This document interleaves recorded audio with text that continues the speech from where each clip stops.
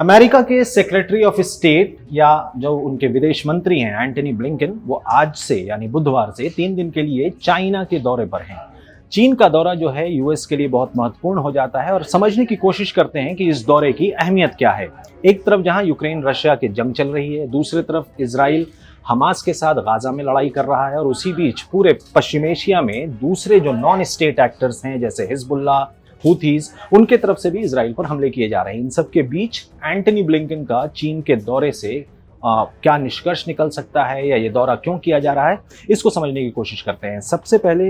Antony Blinken जो हैं वो सेक्रेटरी ऑफ स्टेट रहते हुए या विदेश मंत्री रहते हुए उनका चीन का ये दूसरा दौरा है। पिछले साल जब एंटनी ब्लिंकन चीन गए थे तो उस वक्त दोनों देशों के रिश्तों में बहुत कड़वाहट आ गई थी, क्योंकि उस वक्त एक इंसिडेंट हुआ जो खबरों में सुर्खियों में बहुत रहा कि कैसे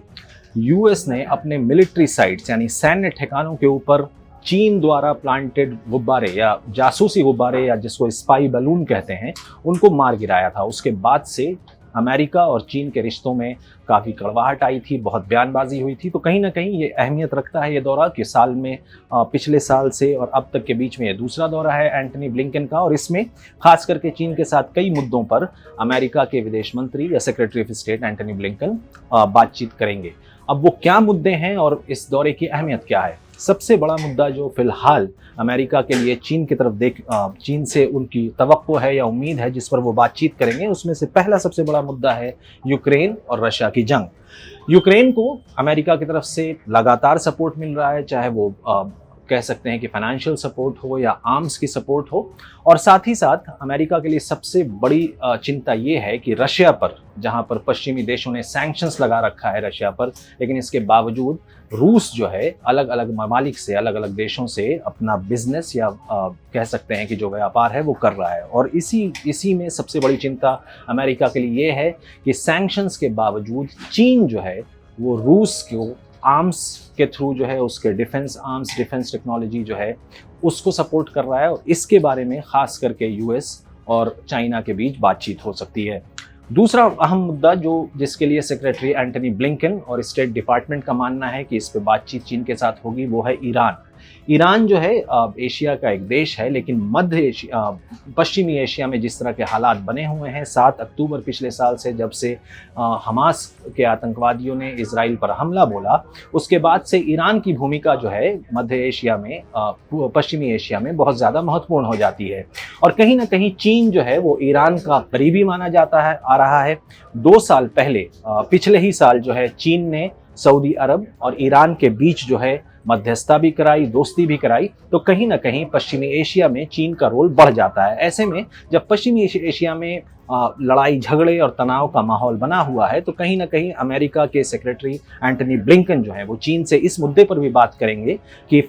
फिलहाल में जिस तरह से ईरान ने इजराइल पर हवाई हमले किए थे उस पर भी रोक लगे और पूरे पश्चिमी एशिया में एक स्थिरता का माहौल भी बनाया जा सके। तो ये एक दूसरा मुद्दा है जिसको लेकर अमेरिका के सेक्रेटरी ऑफ स्टेट या विदेश मंत्री जो हैं वो चीन के साथ बातचीत करेंगे। तीसरा अहम मुद्दा बात करते हैं इंडो पैसिफिक ओशन की, या जो हमारा भारतीय महाद्वीप का इलाका है, यहाँ पर चीन की क्या भूमिका रही है, उसकी प्रतिक्रिया क्या रही है। उस पर बातचीत करने से पहले बताते चलें कि चीन के आसपास के जो पड़ोसी मुल्क हैं जैसे ताइवान है, फिलीपींस हैं या और जो दूसरे मुल्क हैं, उनके साथ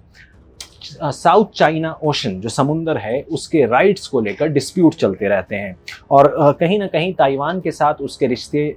डिस्प्यूटेड हैं, बहुत खुशगवार नहीं हैं, और यूएस जो है ताइवान को इस मामले में पूरी सपोर्ट करता रहा है। तो कहीं ना कहीं इस मुद्दे पर भी अमेरिका के जो विदेश मंत्री हैं एंटनी ब्लिंकन, वो चीन में उनके जो मंत्री हैं उनके साथ वार्तालाप करेंगे, बातचीत करेंगे, विचार विमर्श भी होगा।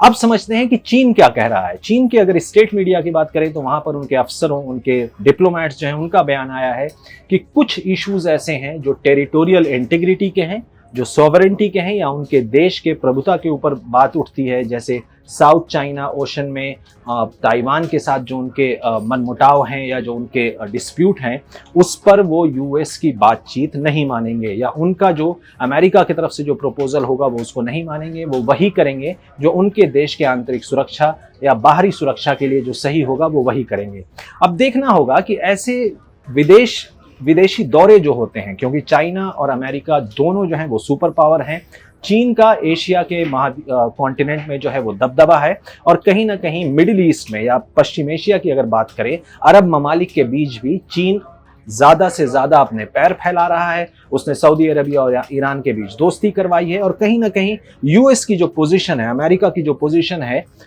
इजराइल और हमास के युद्ध के बीच, जिस तरह से अमेरिका से उम्मीद की जा रही थी या जो बाइडेन से उम्मीद की जा रही थी कि वो इस जंग को आगे नहीं बढ़ने देंगे, तो कहीं ना कहीं वो उसमें फेल होते दिख रहे हैं। तो हर जगह पर अमेरिका जो है वो चीन को अपना कॉम्पिटिटर मानता है, और इस वजह से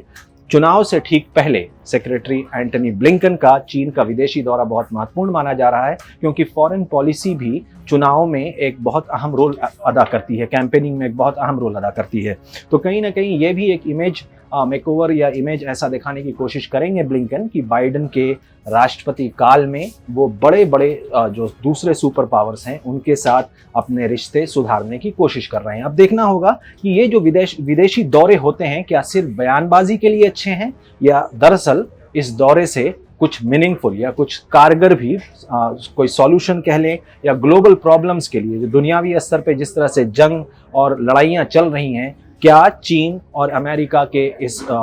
के विदेश मंत्री के दौरे के बाद क्या इन जंगों पर विराम लग सकता है या नहीं। दिल्ली से मोहम्मद गजाली, NDTV इंडिया।